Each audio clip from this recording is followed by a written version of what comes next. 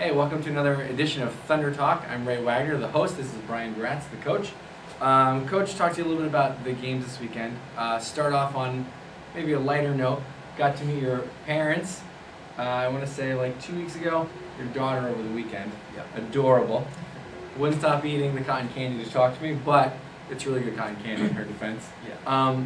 Talk to me a little bit about what it's like to have support from families, even at this stage of professional hockey. Well, I mean, it's it's definitely important. I mean, as a player growing up, I can say that the opportunities that I had to play travel hockey and to advance my career to the point of playing professionally and then even getting into professional coaching would not have been possible without the support of my parents. And you know, I can speak for the players here in this room too that without your family, we wouldn't be here.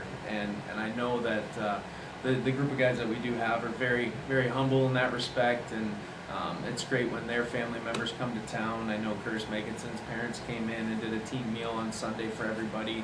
But you know, for me, I know my parents haven't missed a home game yet, and it was also very special to have my daughter in town, and I know she was thrilled to get to see the hockey, and she's a big Thunder fan. Absolutely, Thunder and cotton candy. Cotton candy. I don't know what Santa's bringing this year, but Santa should stop by the cotton candy stand. That's all I'm going to say. Talking a little bit more about this weekend, definitely an eventful game, at least here at home game Saturday night. Some of the decisions may be ones you would remake or hope players would remake, but I think that I'll say I've never seen a more unified sense of team spirit, team camaraderie when things were getting out of control. I've never seen a team stand up for each other like that. Is that the positive takeaway? You know, there's not too many positives. You know, I think there was a lot of frustration that built up over the course of the game.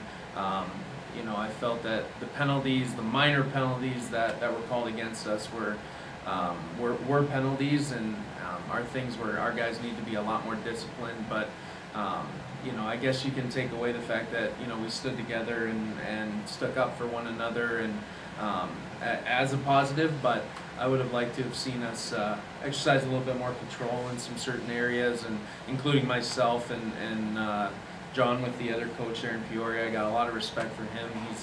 He's done a heck of a job with them and getting them on the right track, and definitely regret some of the comments that were made between the two of us, because that's not me, and that's not what I'm about. And you know, there's some ugly incidents there at the very end that I don't think anybody's proud of, and definitely things that I wish could be taken back. But we move forward. We accept the punishments that will undoubtedly be handed down by the league. But at the same time, you know, hopefully we can come out of this stronger, more positive, and you know, move together as a group and get better. Well, you know, building off of that, the team always seems to respond really well when pushed, whether it's, you know, last-minute flurries with multiple goals. Anytime the team gets pushed, it seems to respond really well. As a coach, how do you get them to play there without it having to go that far? Well, I mean, at the end of the day, it's a focus factor. We've talked about it, and you know, I think we're in a situation where things haven't gone well for us for several games. And you know, you look at that Saturday game, we started off, we were controlling the play and the tempo of the game throughout most of the first period, and then a very tough bounce from while we're on the power play, skips right over Side Nukovic's stick, and then they go down on an odd man break and score a shorthanded goal. That became very deflating, and you know, getting the guys to realize that there's a lot of hockey left. We are more than capable of scoring a lot of goals in a hurry, but the youth of our team and some of the leadership as well, including myself, need to do a better job of refocusing after things happen that, you know, whether they shouldn't have happened or mistakes. You know, we need to make sure that we rise above it and not wait to the end to really respond the way we should.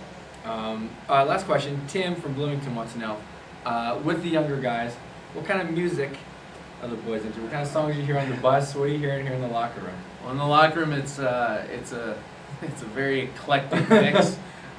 You know, there's days where all I hear is country music and makes my ears bleed for the most part. Before the games, you'll hear anything from hard rock to techno to rap, and And that's your iPod? and that's well sometimes, but no. I mean, to hear the different tunes that come across the radio, even on a game day. I mean, I don't know how they do it, but I know there's guys who put on the headphones and they got their own mixes, Right. but it's definitely a very eclectic mix. It's not easy like back in the day when you were playing. I'm sure it's just the Pantera CD. Yeah, from Pantera, beginning to end. yeah, Motley Crue, Yeah. perhaps as well. Yeah. All right. Well, thanks so much. Another edition of Thunder Talk. If you have questions, you can always send them to us. Questions@bloomingtonthunder.com. We'll see you next time.